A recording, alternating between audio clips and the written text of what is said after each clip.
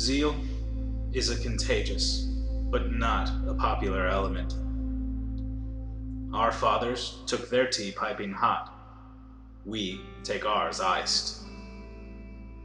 Iced Christianity is more popular and tasteful than iced tea. We can endure in our churches enough warmth to take the chill off, but more than this is offensive. We have added many good elements to our preaching, but this cannot make up for the loss of fervor.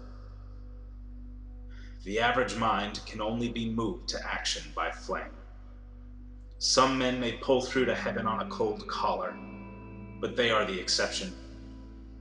A dwindling flame destroys the vital and aggressive forces in church life.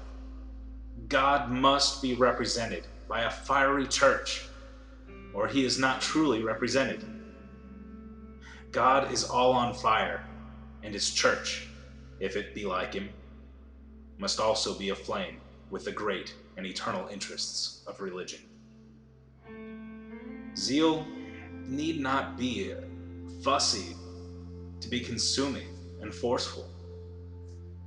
Christ was as far removed as possible from nervous excitability, the very opposite of intolerant or clamorous zeal, and yet the zeal of God's house consumed him.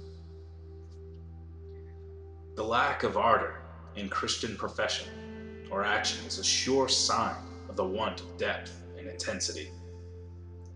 The lack of fire is the sure sign of the lack of God's presence. To abate fervor is to retire God. God can tolerate many things in the way of infirmity or error. He can pardon much when one is repentant.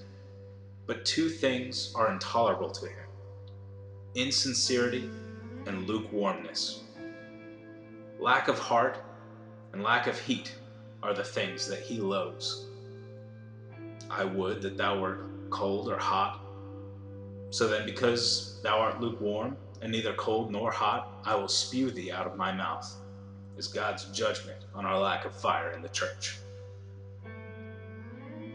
Fire is the motor that moves the Christian life. Christian principles that are not aflame have neither force nor perfume. Flame is the wing by which faith ascends, and fervency is the soul of prayer. Love is kindled in a flame, and fire is the air that true religion breathes. It feeds on fire. Christianity can stand anything better than a feeble flame. Christian character needs to be set on fire.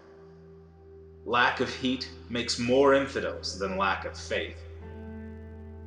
Not to be in fiery earnest about the things of heaven is not to be about them at all. The fiery souls are the ones that win in the heavenly fight. Nothing short of red hot can keep the glow of heaven in these chilly times. We must grasp the live coal and covet the consuming flame.